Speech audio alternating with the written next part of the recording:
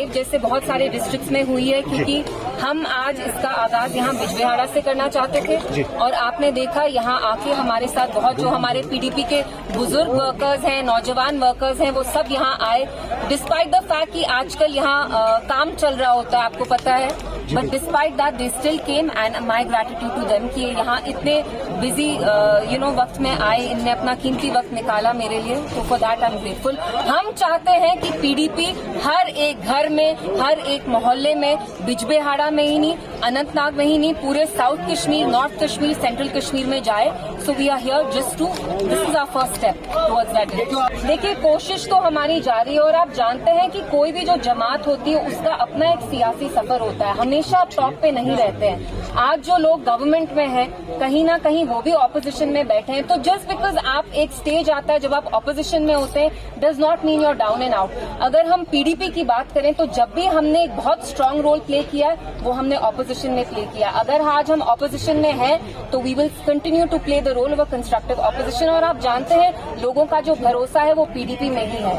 PDP एक फिर भी बहुत नई जमात है, इट वाज फाउंडेड इन 99, फिर भी आप देखिए how well it's done over the years. एक बहुत शॉर्ट स्पैन ऑफ टाइम में it has achieve considerable success. So yes, I admit इस इलेक्शन में we did not perform well, but हमारी यही कोशिश है कि इंशाल्लाह we reach a pinnacle and we reach great heights again. इसका सवाल एएनआई से ही आता है, आप एएनआई के हैं ना। देखिए, जहां तक एनसी का सवाल है, उनने अपनी जबान पे ताला लगा लिया है।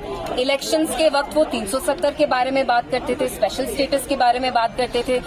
अगर इन चीजों को छोड़े, रिजर्वेशन के बारे में, गैस सिलेंडर मुफ्त देते, रैशनलाइजेशन ऑफ रिजर्वेशन करते, आप देखिए उनने हर एक मामले पे चुप्पी साधी है।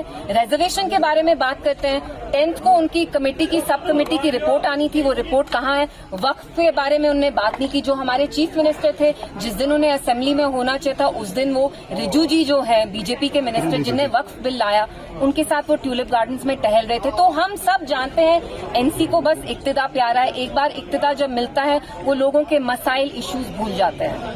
Well, it's a step that we should appreciate. But मैं और एक चीज कहूंगी, जब भी आप ट्रेन के, जब भी आप रेलवे कहीं एस्टैब्लिश करते हैं, हमने खुद यहाँ देखा अनंतनाग में नियर पहलगाम ऑल्सो, वो एक रेल ट्रैक के थ्रू, ऑर्चर्ड्स के through they wanted to establish a rail track. So we should be more mindful. Kashmir ecologically बहुत फ्रैजाइल है, but it is a welcome step. वो यहाँ आ रहे हैं, आई थिंक उनको पिछले महीने आना था, बट का जो सफर है वो यहाँ के पैसेंजर्स के लिए बहुत इनकन्वीनियंट है, क्योंकि शायद उनको कटरा में उतर के उनकी कुछ सिक्योरिटी चेक वगैरह होती है, कुछ लॉन्ग डिले होता है वहाँ 2-3 घंटे का। So these are things which should be looked into. Kashmiri पंडितों के इश्यूज, सबसे पहली चीज, जब पीडीपी की सरकार भी आई, मुफ्ती साहब जब चीफ मिनिस्टर थे, उसी दौर में जो हमारे जो पंडित की कॉलोनी बनी इवेंचुअली 5-6 साल बाद, उसका जो फाउंडेशन था वो मुफ्ती साहब ने स्टार्ट किया।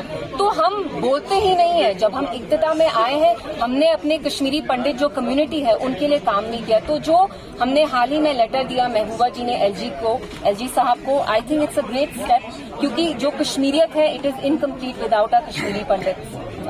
मैडम, आप 11 साल रिवाइंड क्यों, टाइम ट्रैवल क्यों करते हैं? आप आज की बात करिए। आज जो सरकार इक्तिदा में है, आज जो एनसी इक्तिदा में है, 50 एमएलए होके भी बीजेपी का वो दरवाजा खटखटा रहे हैं। आप हमसे क्यों सवाल करते हैं? हमारी सरकार तो 11 साल पहले बन के आके चली भी गई जी। कि जैसे बीजेपी नेहरू जी को कसूरवार ठहराती है, वैसे ये एनसी का राग अब वो रखते हैं कि ये सारा जो भी हो रहा है पीडीपी की वजह से हो रहा है। लेकिन मुझे एक बात बताइए, 7 महीने हो गए इनकी सरकार को आए हुए, ये कर क्या रहे हैं?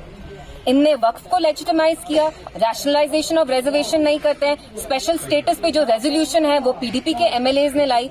तो एनसी कहीं ना कहीं हमें स्केपगोट बना रही है, लेकिन वो भूल रहे हैं कि जो जम्मू कश्मीर की आवाम है, इतनी भारी अक्सरियत से उनको लाया, कहीं ना कहीं they have to be held accountable. वो 11 साल क्या हुआ, हमें जिम्मेवार नहीं ठहरा सकते उसके लिए।